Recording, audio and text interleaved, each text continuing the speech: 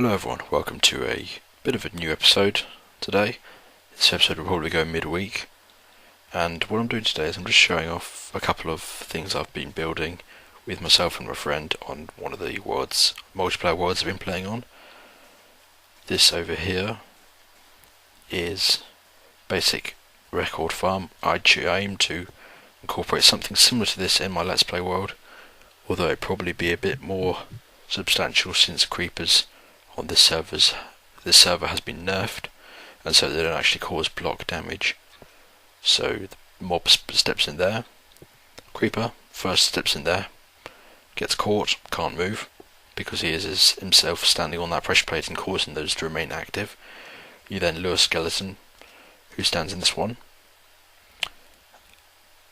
The pistons are semi-visible blocks, so if you stand here, if you stand here, I believe you can cause the skeleton to shoot at you. He will hit the creeper.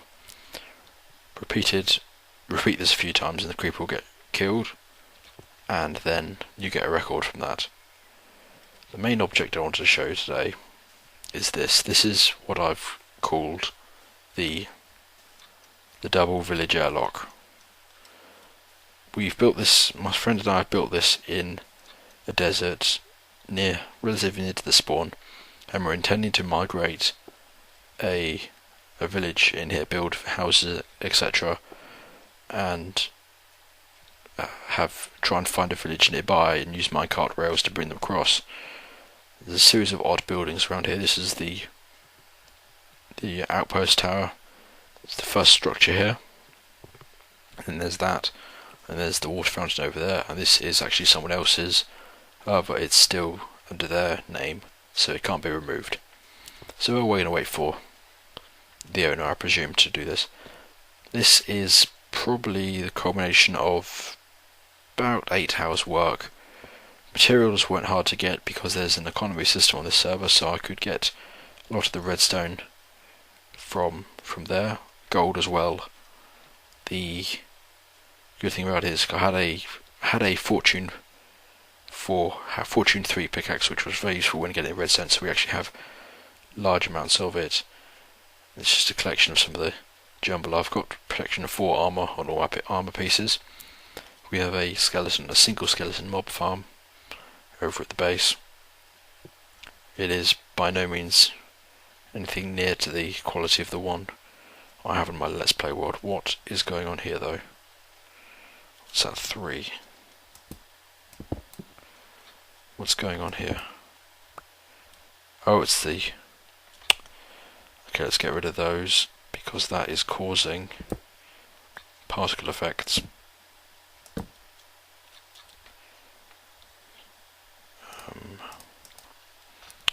9.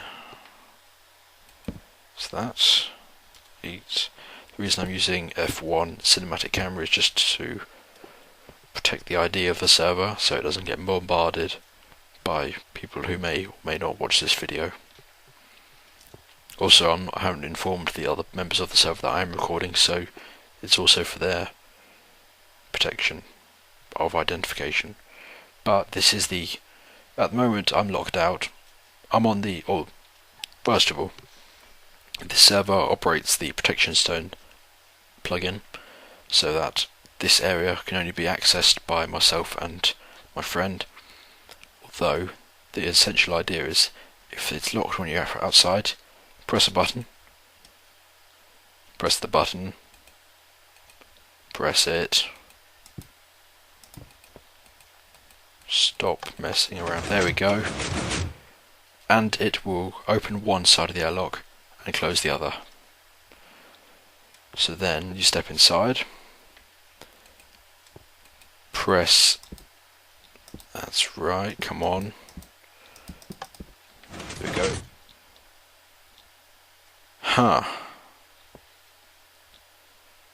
Is that lag? I believe that might be lag. One moment. Okay, yes, so that was lag. So, if I go back outside, start the process again. So assuming this is connected to a supercharged T flip-flop, which means any of the 4 buttons in this array will cause a change in the state of the door. So I'm out here, press the button, and the piston doors open.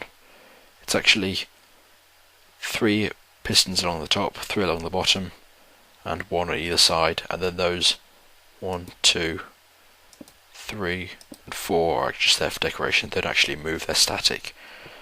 This is, behind this central one is just 1 lever, which powers all 3 of those.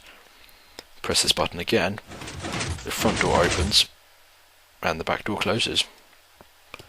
And I've timed it. The reason it's such a huge box here is actually, while I was able to get it very flat, I wasn't able, if you want to make something very narrow, the offhand result of that is to make it very long.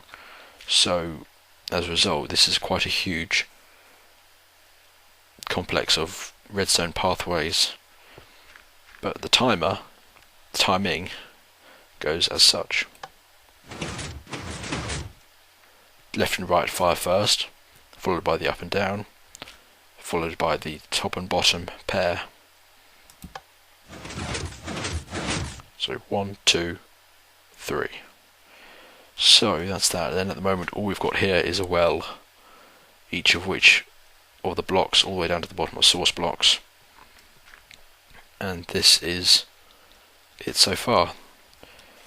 Now I've got some clay bricks in there. I've got 1 block of TNT. We found that that's since pretty much useless and you can't place TNT, so that's just there for decoration in the chest.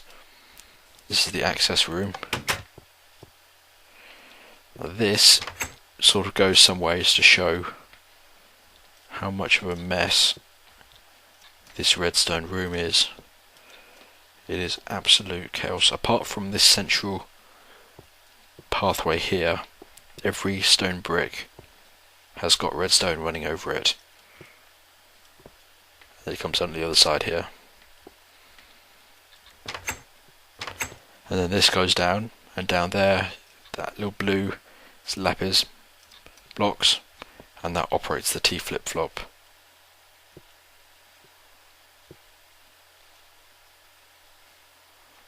What is this? I seem to be a bit confused here. What's going on? That has nothing going to it.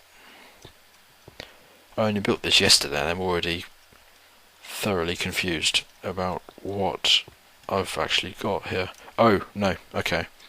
So there's a repeater. This is one of the methods of smart redstoning, is by placing 2 redstone there, repeater, which will send power into this block, which will then be powered, which will then cause power on the redstone above it, which can then travel up like that. And that's one of the ways of compacting redstone from a spiral staircase effect of redstone into a straight line. And I've done that as many times as possible here. What I have here, the reason for this last repeater at the very end, because there was a piston behind this block here, and by replacing that with redstone, it would cause the power to power, as well as the piston behind this redstone block, it would cause power behind there. So that repeater's there to prevent that. You can see it's active on this side. One side is active at a time, and this has been covered in the process, but this is actually the original source of all the sandstone. It is a 41 by 41 room, which we used sand torch mining. So you mine below sandstone level, place torches, break the sandstone, and the sand will fall down onto the torches and break itself off. It's much quicker. It took about 3 hours to mine this room out. And this is the well, which will probably be decorated up here so it doesn't look so obvious. And the protection stone is hidden in there. So that's that. How how do I show? Oh yes. In order to get into this room here, which I've boxed off using this sandstone slabs, you need to come up here and up here again.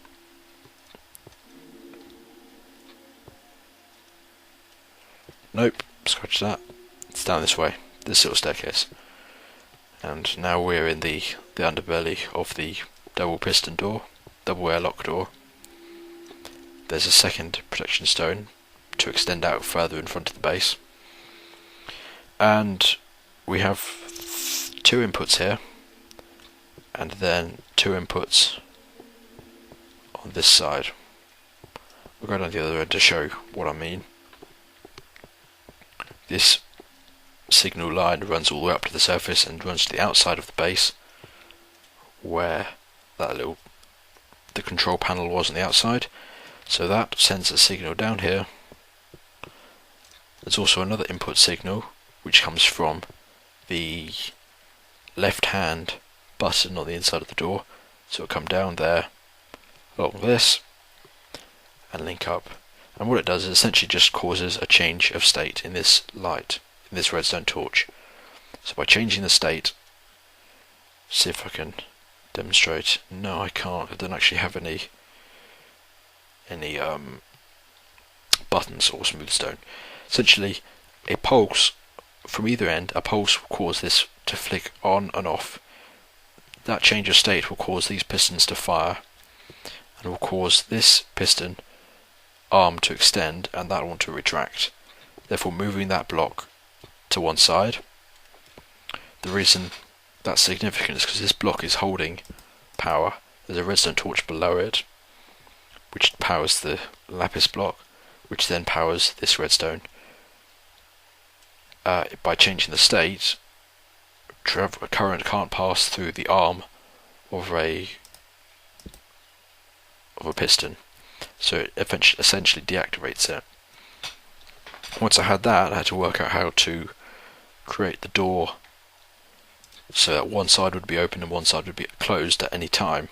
So I basically just linked each door, each face is identical, but what's the word?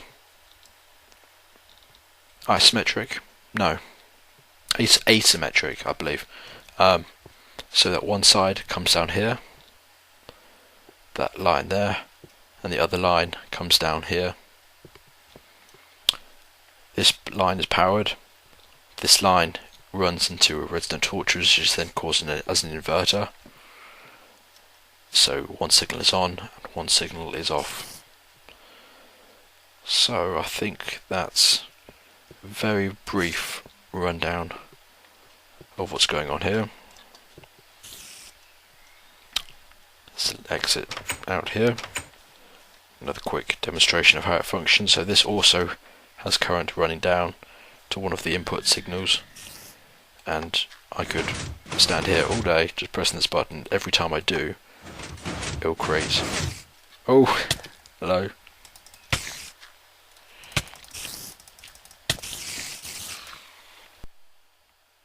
Yes, so I could stand here all day, and every time I press this button, it sends a signal to the supercharged T flip-flop. And if you listen very careful, and if I stay quiet, you can hear the supercharged T flip-flop fire moments before this fires.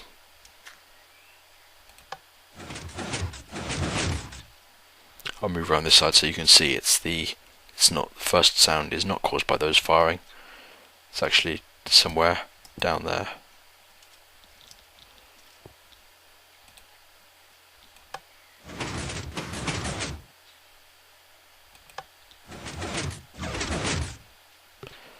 And so, right, so that is a very brief and very uninformative tour of the double-sided village airlock. I do not take credit for its concept. I've seen images online on Reddit, etc., of another person who has employed a similar design, but only one-sided. There was only one door, and essentially I started off by doing this one, and then I added in, and it was a lot of redstone. It was the same space of redstone networking to create this one door, and to keep it symmetrical, I added this as just static blocks with no pistons. And I thought, why not expand it so that they both function as those doors, which then cost me another 6 hours of my life as I started working on that long into the night, but finished it, and I'm quite pleased with it. If you'd like, I can do a tutorial on it in a creative world.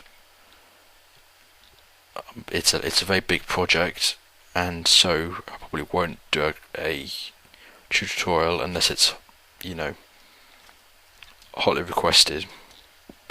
So until then, thank you very much for watching. I hope you liked this mini episode, midweek episode. Thanks very much for watching, and I'll see you next time. Bye bye.